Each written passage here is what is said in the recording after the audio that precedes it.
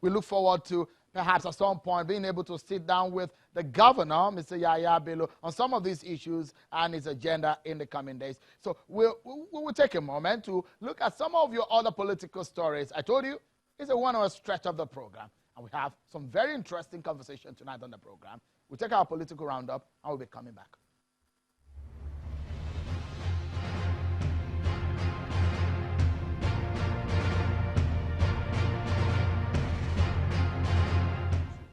A federal high court sitting in Abuja has ordered parties to a suit challenging the alleged plans by the National Assembly to take over the affairs of the Edo State House of Assembly not to take any further steps on the issue pending the determination of the substantive case.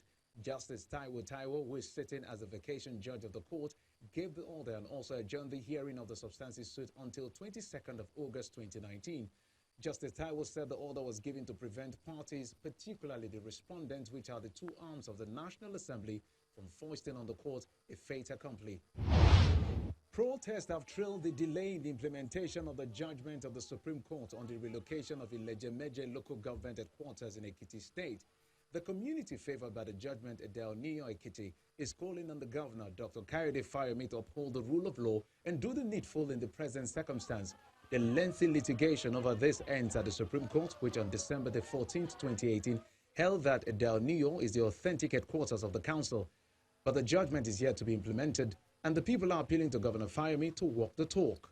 There's so many things involved in moving a headquarters from one town or to another, within the local government. So it's a gradual process. I believe they're just being a little bit impatient. The Cross River State Governor, Professor Ben Ayade, is appealing to the federal government to look into the plight of the displaced people of Bakassi with a view towards honoring the terms of the Green Tree Agreement.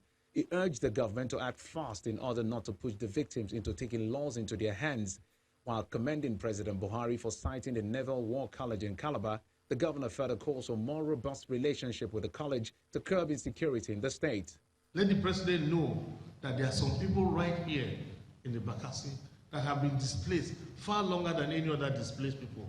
Stakeholders in the civil society organizations and the media have called for an active citizens' participation in the fight against corruption in Nigeria. They were speaking at the anti-corruption sensitization program organized by the NGO Action 8 Nigeria to educate citizens on the need to collectively join in the fight against corruption. According to them, citizens must demand accountability from elected officials and show great concern for the development of the country.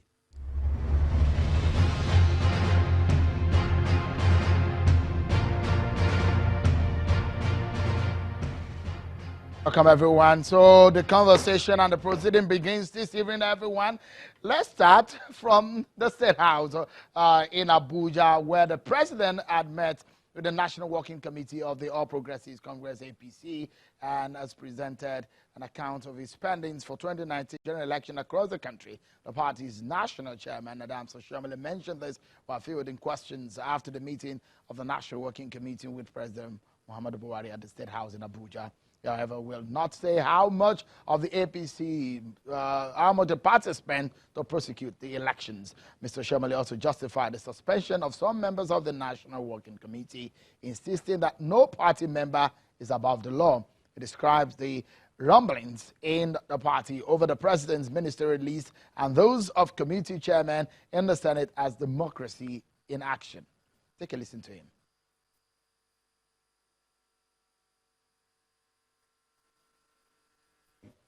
What is it that Showore, the publisher of Sahara Reporters, a presidential candidate cleared by INEC to bid for power and who had opportunity to ask Nigerians to vote for him?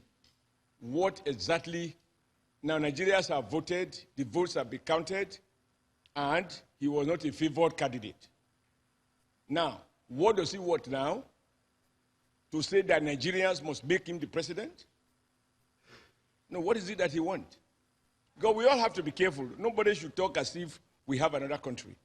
We have challenges, but somehow we have all resolved as a people that the way and the route to power is through the ballot box. Our task as a people is to continue to work to clean up the system so that only Nigeria people and Nigeria peoples alone shall determine who govern them at all levels. That, I believe, is a legitimate thing to fight for. But if you want overthrow, you want a revolution, then he should have spared us the INEC from going to put his name on the ballot paper. I mean, I don't want to talk about this. I believe Nigerians have a right to protest. I believe people have a right to contest issues. People have a right to disagree. And I've always said that government don't have right to dictate to people how to protest. But you must state what exactly that you want. Well, at that meeting also, President Muhammadu Buhari made a strong commitment to his own party. President Buhari says that he's assured members of the National Working Committee and of the EC of the All Progressive Congress that he would be more conscious of the interests of the party in taking key decisions.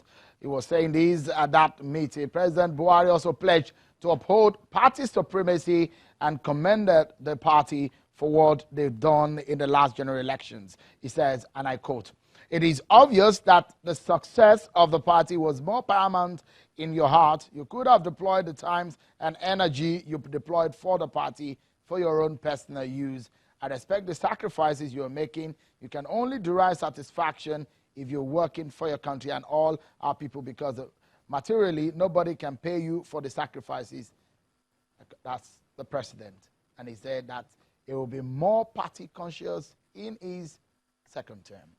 Let's get talking on this one. There's a lot on the plate of the president. The party made a lot of promises. Already there are criticisms. There's a call for revolution. The party says there's no need for revolution. That they have things, or they have their hands on deck and they're going to get things done. Let's talk about this. We have the benefit of the experience of a former presidential advisor, Mr. Osuntokun. He joins us here in the studio. Thank you so much, Mr. Osuntokun, for coming on tonight. We have an APC chieftain, Mr. Osinaga, in our Abuja studio. Thank you so much, Mr. Osinaga, for coming on tonight on the program. Let's begin the conversation. If you look at what has happened so far, Mr. Osuntokun, what do you make of the president, for example, his response that he's going to be more party conscious this time around?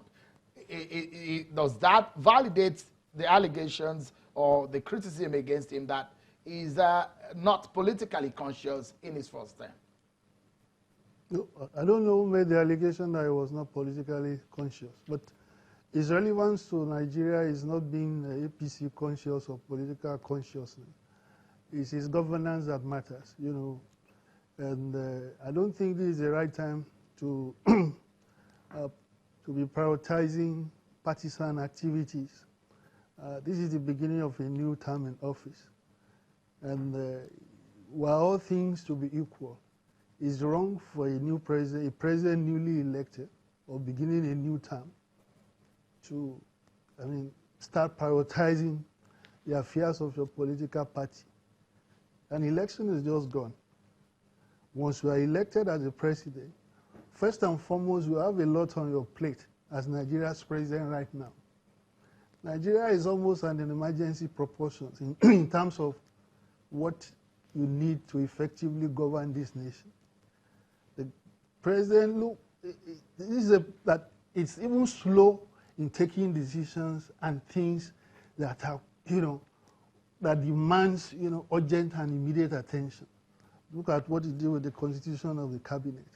But there's some people who say that it was even faster than your former boss. No. Well, that when he composed it, that was faster. It came out at about 50 days. That was faster than what your former boss did when you were in office. Okay. Am I speaking for my former boss? I'm just saying that when you say it was slow. Yeah, it's slow. No, it's not. Look, he won the election in February. So even comparison with my former boss doesn't arise.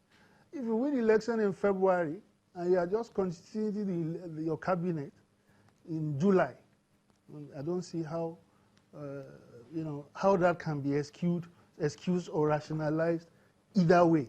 We are not contesting election here. Let me pause it for a moment. Let's take this conventional break. But when we come back, we look at the issue of governance. The cabinet set up by the president the issues on the table, the economy, the security. How far can this government go? Can their agenda achieve and all the promises they've made? We'll look into that in details. Mr. Osinaga is in our Abuja studio, and Mr. Osuntokun here. We're breaking down those issues and having this conversation when we return from the break, everyone. Join us again. Thank you so much, everyone, for staying with us. The President, Muhammadu Buhari, has been given a mandate by Nigerians through their vote, through the ballot, for a second term in office. He has made the commitment today to say, I'll be more party conscious in this final term of mine. That's according to President Buhari earlier today. But the big question on the table is that of governance. And the question a lot of Nigerians will be asking is, the power you promised, the good roads that you promised, the economy that you promised, the team that you have set up now, how can they deliver on some of the next level agenda that you have put on the table? A lot of pressure has mounted. The latest one is the revolution now clamp down, perhaps, on the protests that happened in some parts of the country. So criticism have come in.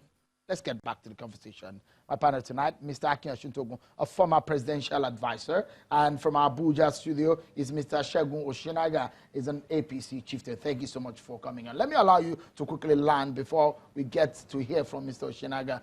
You were saying the president is slow, but some people will say he seems to have learned from the first term, hasn't he? No.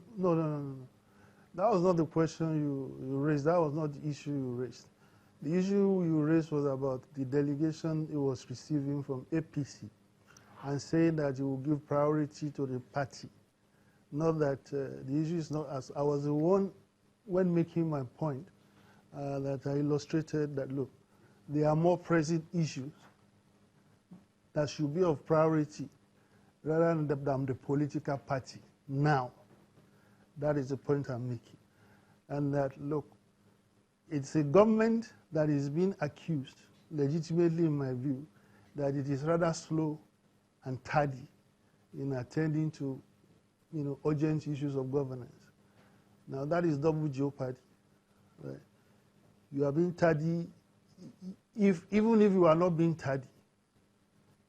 Presidents in the tradition of presidential elections that we have had, no new elected president prioritizes partisan activities at the beginning of your term. If I get this right, I was just making a mental note. But since he resumed office, the greatest number of delegations that he has had has been from APC or his campaign organization. Right? I'm sure there must be in the region of 5, 6 receiving your Buhari media organization today, supporters organization tomorrow, and so on and so forth. Well, you had months to do that after February. That should not be your focus now. That is the point here. That should not be his focus at all. APC, partisan activities should not be the focus of a newly elected president of Nigeria, ordinarily. Not when you even have the kind of compelling, problems of governance that we have all over the place. So that is the point. I mean, I don't.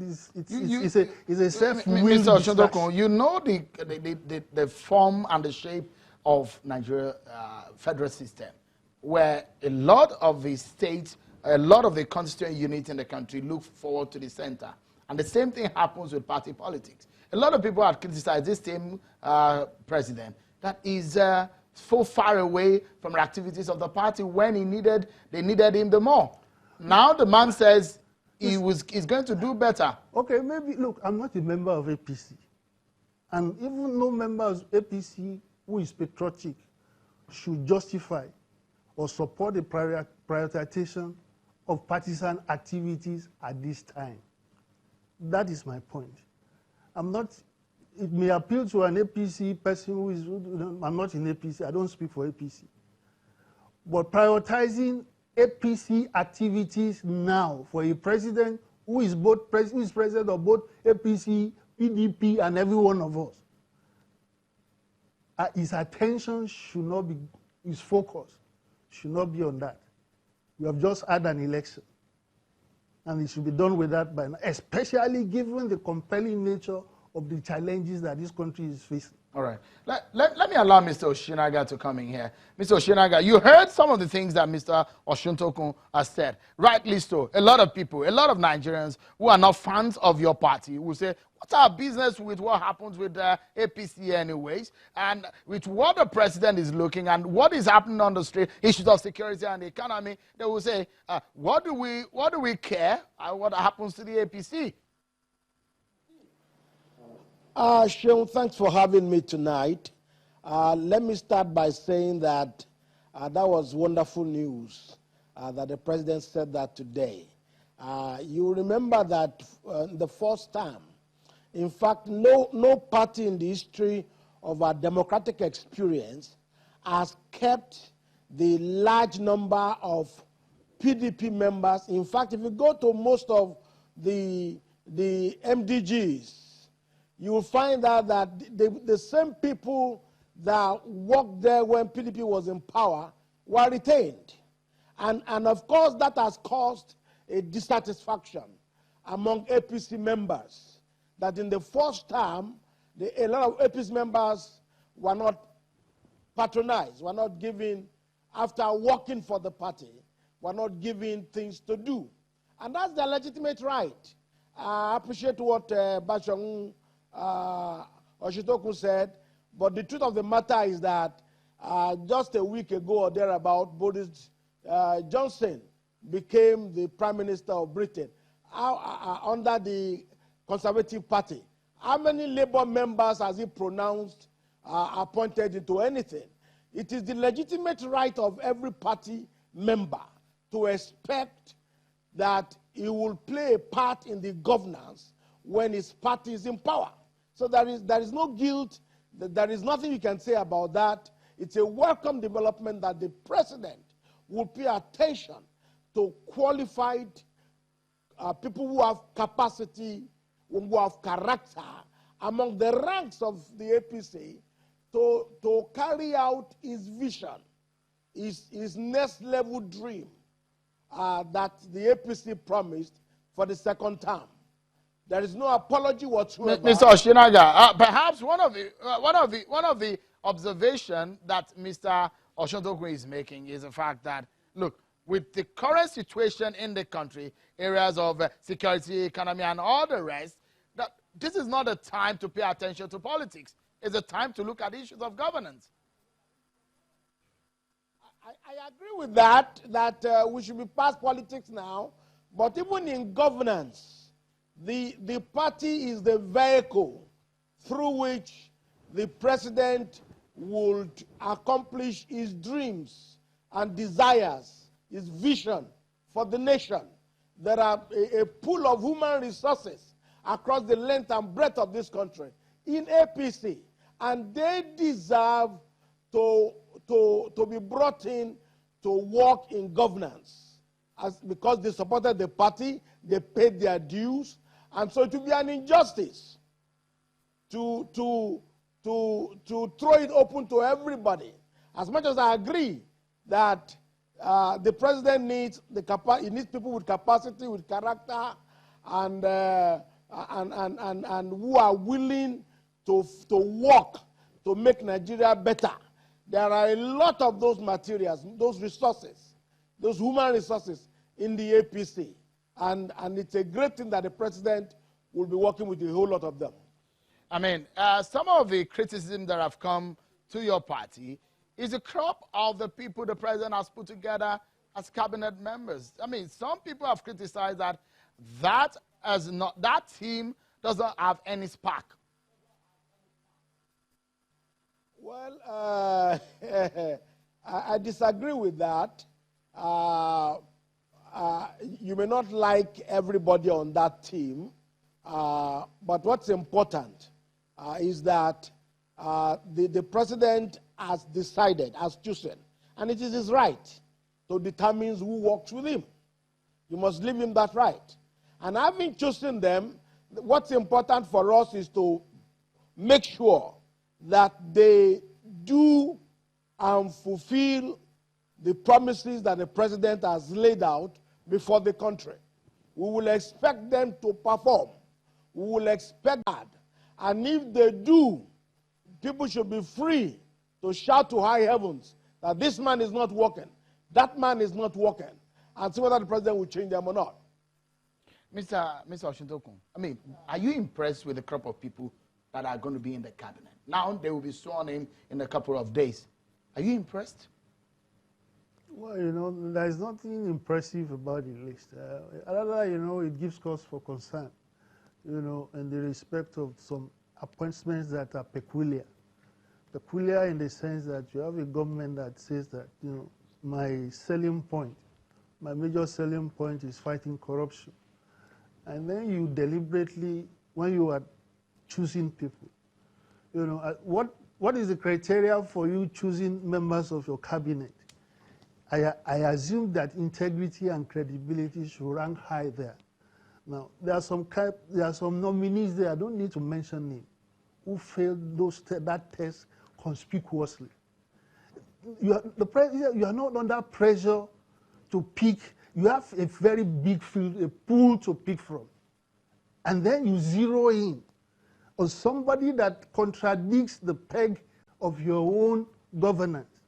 And so when you said impressive, there's nothing impressive. There are a number of good people there, but, you know, it's not just what's, you know, it baffles me at times at the kind of what Prof. Osinaga called unforced errors.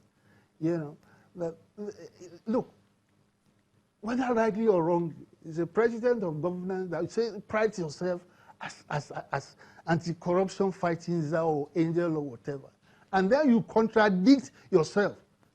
You know, so something is amiss somewhere. You know, maybe it's a reflection of the fact that you are selling a dot or a false image all along. But to your question, I don't know what is impressive about the cabinet. That is not to say that there are no good people there, but on the balance, and you know, the pros and cons of it, or the things that should not be. There are some things that you can excuse, you know, that you can wave aside. But there are some things that are too conspicuous. That error is too conspicuous. And what error is this? There are some nominees there, you know, who, to put it mildly, you know, are very controversial in terms of allegations of corruption, high profile, controversy. What are you shaking your head for? No, I'm listening to you. Yeah. I mean, cases with EFCC and so on and so forth. I'm not pronouncing judgment either way. But in the public consciousness, there are a few number of past governors of public functionaries that have had these compelling cases going on. Well, if you are determined, right, if you want to make this man a minister at all costs, what I will expect you to do is that, okay, suspend the nomination for a while. In other words, don't pick somebody from that state, maybe Akwa Ibom state. Give a matching order to your EFCC or ICPC. I want you to expedite your investigation on the so and so to give him a clean bill or whatever, or the contrary, on the basis on which I can then take this action. Maybe you are not privy to some of the things that I have. Listen, it's not a question of being privy. As of today, the case is ongoing. Those cases are ongoing. So while the cases are ongoing, what do you stand to lose by waiting till that process is concluded? What? All right. Let me put this to Mr. Osinaga. I'd like you to also respond to it because of the quality. Because now a lot of people will say the quality of the cabinet will determine the quality of performance. The PDP came out this evening to say that with the rising uncertainties, Nigeria is collapsing under President Buhari, and the laments 43% FDI flight. Look at, I'll quote part of what the PDP said today. They said, and I quote, "It is clear that the APC and the Buhari presidency have held Nigerians hostage. Nigerians are now being treated like a conquered people." How would you react to that, Mr. Osinaga? Sheung, that's bunkum. We just did the election a few months ago, and we got the verdict of the Nigerian people. So this mantra, Nigeria is collapsing, I don't know where they're getting it from. Maybe it's collapsing because they cannot achieve their objective. And this revolution now issue, for instance, it's trying to win through the back door what you lost in the open. We just finished an election. Nigerians decided. The votes didn't come from nowhere but Nigeria. Nigerians decided they wanted a second term of President Buhari. You have no reason saying you want to overturn or overrule or overthrow that government, that decision of the people. And so they need to just go and relax and contribute their quota to the growth of Nigeria. They should start early preparations for 2023. This is done. President Buhari has won. He will spend another 4 years. Go and get ready for the next one, rather than all this campaign of calumny and evil. Mr. Osinaga, hold your thought for a moment. I guess that if we have the soundbite on Mr. Femi Falana on what is happening or what has happened on the issue of the revolution now and Showore and some of the things that Mr. Oshiomhole said, perhaps Mr. Osinaga might be able to react to it. Mr. Osinaga, a lot of people have criticized that your party just do not like dissenting voices, and that's why they always clamp down. Those are some of the criticism coming from the opposition. That is not true. What Showore did, where were they when he was planning a revolution? Showore said very plainly, he said, this is not a protest. This is a revolution. We're going to get that man out of the place. So the Mr. Osinaga, let me allow you to listen. Just a moment. Let me allow you to listen to Mr. Falana. Listen to Mr. Falana. This was him speaking at an event, and he did say, well, in 2011, listen to him anyways. I do hope that the government will not charge him. The government will not be stupid to charge Showore. You know why? He has briefed me. And, no, I'm telling you, in fairness to the SSA, when he told them yesterday, I won't make a statement unless I've spoken to my lawyer. And they say, who is your lawyer? Say, Femi Falana. In fairness to them, they asked him to phone me, and they gave him a phone. Of course, I knew they were monitoring the phone. And I told him, I hope they won't charge you. But if they do, some of the people in government will be our witnesses. You know why? No, you know why? One of them, I won't mention his name, in 2011, asked Nigerians to learn from the Egyptian revolution and be ready for a revolution in Nigeria. So he will be my first witness. That's Mr. Femi Falana there. Mr. Osinaga, your reaction to that? That is taking... I'll tell you what President Buhari did, it was towards the election. The election he referred to was, well, the revolution he referred to is the election. And once the people give their verdict, that's fine. But this is coming after an election, after the majority of Nigerians who voted by 4 million saying that they prefer President Buhari. So they picked their choice. They've decided. Asking for a revolution after the ballot is treasonable. It's in an intent. All right. What they want to do with the rally is to overwhelm the federal government and force a change of government. Otherwise, right. So Mr. Osinaga, just hold your thought, please, for a moment, because the question some people will be asking you, Mr. Osinaga, and your party is that if your party is performing, they wouldn't need to be overwhelmed. But allow Mr. Osuntokun to react to this. We'll take a break, and when we come back, we hear from Mr. Osuntokun. Join us again, everyone. Thank you so much, everyone, for staying with us. Let's get back to the conversation. Let me allow Mr. Osuntokun to come in here. You heard what Mr. Falano was saying, and you, of course, heard the response of Mr. Osinaga on that matter. What's your take on this? Well, you know, revolution, you don't have to take it literally. It can be a figure of speech to describe whatever and then we need to look and check the terms of references that were attached to this one that Shure is championing.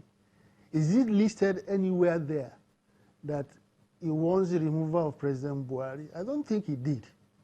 They articulate a number of pressing socio-economic issues on the basis of which they say, look, the totality of this order, the political order that we have, is a problem, right? So let's look at it that way. It doesn't, you don't take issues out of context or in isolation of what is going on.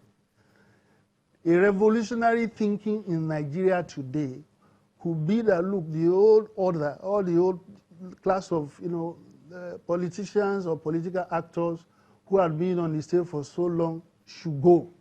That's a revolutionary thing. It doesn't have to involve or imply violence, if that is what they are saying. At any event, I'm sure you are aware of the people they call yellow vests in France. Yeah. When they started out, one of their demands was that Macron should resign, should leave. They were not because of that charge for treason. It's only when they got violent that they picked a number of them. That is how it goes. You just don't, make a mountain out of a molehill. Politicians are given to exaggerate. It's a figure of speech. You can grandstand. Is it moral, Mr. Osuntokun, that what? For you to participate in an election and few months down the line, you're asking for a revolution after losing Listen. There's nothing wrong with it at all. I mean, the fact that you participated in you are not required to suspend your rights as a citizen. But is it your right also to ask to put out a government that was legitimately elected? That's what I'm saying. Was that stated in the list of demands that Buhari should leave? I don't think so. That's what I'm telling you. You need to know what they are asking. What do they mean by revolution now? You need to ask him. You don't just take things out of and blow it out of proportion. As I said, there was a velvet revolution in Czechoslovakia or Czech Republic. Revolutionary doesn't have to be violent. It could be a figure of speech. You don't need to take it literally. In isolation and you think the APC is just jittery for nothing? Of course, but the outcome of what happened said that. Look, how many Nigerians really know what revolution is? The protest that was carried out all over the country, what did it result to? And of course, these intelligence services, if we still have any, are in a position to know that, look, this is not what a sledgehammer reaction. There are things you can choose to accommodate to say, look, let people, get things off their chest. If you want to go, and so long as it doesn't get out of control, you monitor it against being degenerating into violence. But for you to get into semantics, if you want to do that, it shouldn't be you. You should take the matter to court. When they said they were going, when Sowore said he was going to do it, if they knew that this is what they are saying that is treason, it's from that time they should have gotten a court judgment stopping the protest if they're acting in good faith. You don't wait. You already knew that this was going to happen. You've already prejudged it. You've known what it means in your imagination. And then you waited till it comes out and said, look, you could have gone to the court. What is the judiciary? And then let Sowore now violate a court injunction. Let me allow Mr. Osinaga, perhaps let's get his final thoughts on the program tonight from our Abuja studio. Mr. Osinaga, because some will say that your party is just jittery for nothing. I mean, if your party is performing well, nobody will be asking for your party to leave the scene. Sheung, I think it's clearly a case of the old masquerades who are defeated at the polls by the president, who are regathering and repackaging themselves through a revolution and stuff like that. The point is that they are defeated. They should wait for the next election cycle and get themselves ready to confront the APC as a party, not by going to trying to shut down the government, shut down the economy, because you are protesting. Just less than 3 months ago, Nigerians had a referendum to decide whether they wanted President Buhari to continue in office or not. And they chose to ask President Buhari to continue in office, wait for another 4 years, to then decide that you don't want this government. But trying to repackage under Sowore. Sowore is only a front man. We know all those who are involved. It's the same people who are defeated, who are the same grumblers. Mr. Osinaga, I mean, it's a whole lot of issues that has come as a criticism against your party. For example, a lot of people will pull up the issue of the security. Your party also promised to pay minimum wage of 30,000 naira. This is part of the demands of the Revolution Now movement. And they say that you have not delivered on those. So some Nigerians are saying that they don't believe that they can trust your party in power. It is premature. Just 3 months after an election, and you want the promises to be fulfilled in 3 months, Nigerian people voted for this government for another 4 years. So before you can judge whether they are performing or not, give them time. What I'm saying is that the intent of the Revolution Now was to disrupt the government to get what they couldn't get 3 months ago. Now, unfortunately, Nigerians won't buy it, and whoever thought it up will bear the consequences. Let me allow you go. Many thanks for coming on, Mr. Osinaga, APC chieftain. Let me come and get your final thoughts on the program, Mr. Osuntokun. You heard there. I mean, some of you worked for the PDP at the time, but you lost out. They said, why are you guys crying foul this time around? No, Sowore is not PDP, so get that out of the way. In any case, the elections wasn't 3 months ago. It was in February, so he got that wrong, and that's 7 months ago. Like I said, look, you do things, in a methodical and logical manner. First and foremost, what are the terms of references of what they are saying is Revolution Now?